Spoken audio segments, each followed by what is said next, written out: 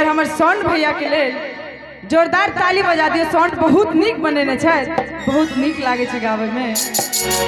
हे मैया कना कना का दुनिया हो बनलिए विघ्न लिख बैठलिए। हे मैया कना कना का दुनिया हो बनलिए विघ्न लिख बैठलिए। हे मैया कना कना का दुनिया हो बनलिए विघ्न लिख बैठलिए।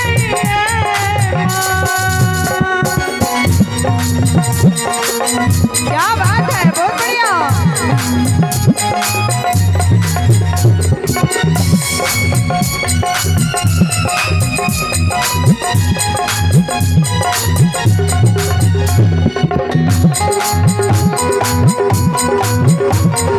ताली बजा के बोल दे साचे दरबार की।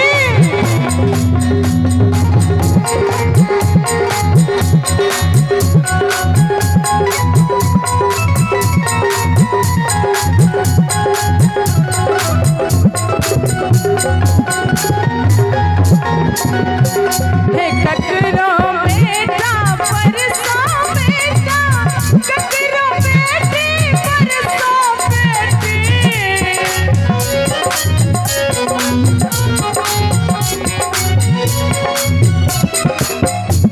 हे ककरो बेटा परसो बेटा, ककरो बेटी परसो बेटी। है मैया बेटी परसो बेटी। आ ककरो जन्म है मैया, आ ककरो जन्म है मैया नींबू तरपाल लिए विघ्न लिख बैठलिए। हे मैया कना कना का दुनिया हो बनलिए विघ्न लिख बैठलिए। क्या बात है, जा जाओ बोलो साचे दरबार की।